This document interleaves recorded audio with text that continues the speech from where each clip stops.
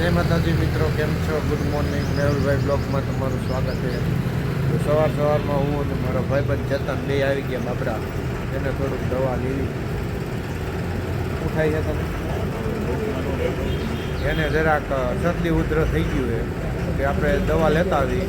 મેં કીધું મારે થોડુંક કામ છે, કીટીને એવું લેવાનું છે. દવા લેતા આવી, જાતા આવી, આટો મારતા આવી.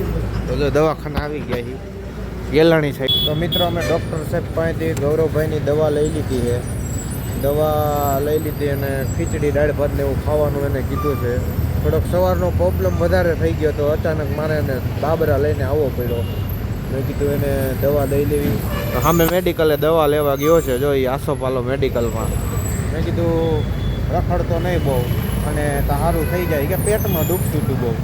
તો હાલો હવે અમે પાછા જ આવીએ. કોટની ચેન નાખવાની છે આપણે. આ કોટ એ પહેર્યો હોય ને એની ચેન નખાવા જવાનું હોય તો આપણે નખાઈ આવી. હાલો.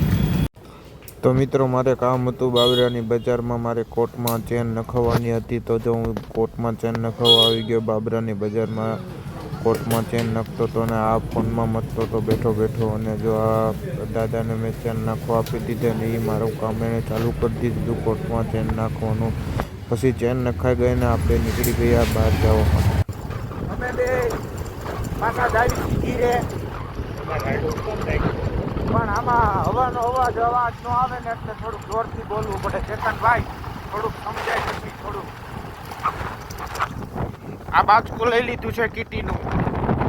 અમે બે માણસ હવે ધીરે જઈ. તો મિત્રો બાબરાથી આવી ગયો, ખાઈ પી લીધું. ખાઈને પાછો વાડીએ વી આવ્યો. વાડીએ ઘડીક આરામ તો કર્યો નહોતો. તા પપ્પા દાંતી મારતા હતા સવારમાં. અડધી એને મારી હતી ને અડધી જો હું હવે એ સૂતા છે. મેં કીધું લાય હું ચાલુ કરી દઉં, થોડીક મારવાની છે. તો જો આ દાંતી આટલી લાગી ગઈ છે અને હવે ઘડીક મેં કીધું લાય હું મારવા માંડું. તો આટલી હવે બાકી છે તો દાંતી મારું છું. તો હાલો હવે આપણે ટ્રેક્ટર ચાલુ કરી દેવી ને દાંતી મારવાનું કામ પણ ચાલુ કરી દેવી.